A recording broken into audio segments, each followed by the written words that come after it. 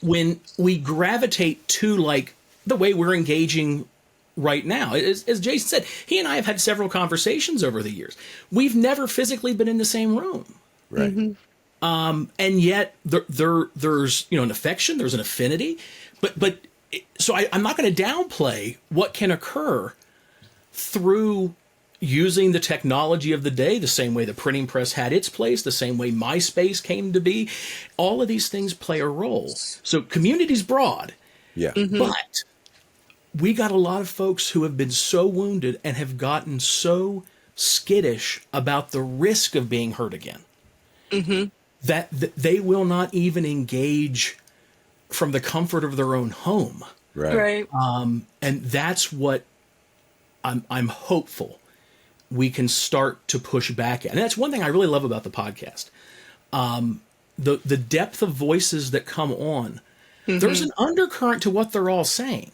Sure. But yet you're not going to get much more of a structured impression of ecclesial functioning than like Chris Green. He's going to present a very definitive form, and it happens to be a form I share, of finding great comfort and great order in that structure. And yet, the next episode can be Wayne Jacobson, who yes. creates a publishing empire on, we need to rethink a lot of this. Yes. And they're both saying if we shut our eyes, so we're not seeing the collar, if we just shut our eyes, they are saying the same exact thing. Yeah, that's good. Your hearts are protective, and they should be protective. We have a responsibility for one another. They make me believe unity functionally, subjectively, actually is possible. Because I'm pretty confident you could put Chris and Wayne in a room together, and they would have an engaging conversation, and they would love every minute of it. Right. And come away with a deeper appreciation. We have to be willing to, one, be wrong, and be willing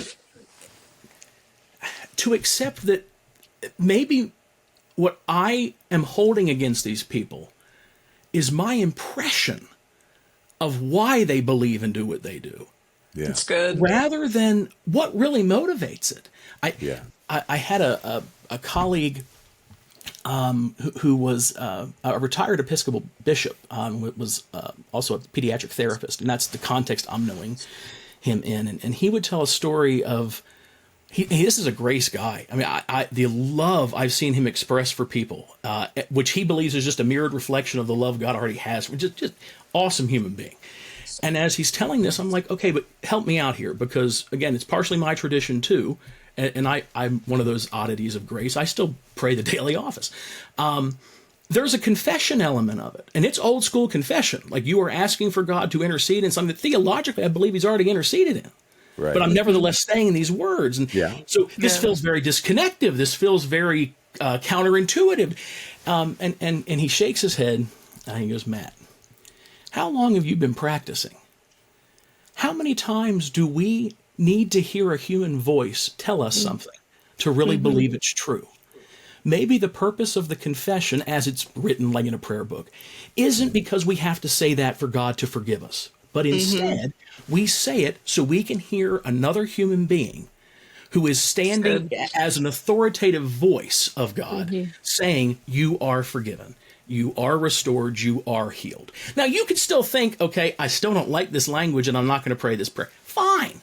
But it takes away, for me, it took away the bigotry that I held as to why they were doing it.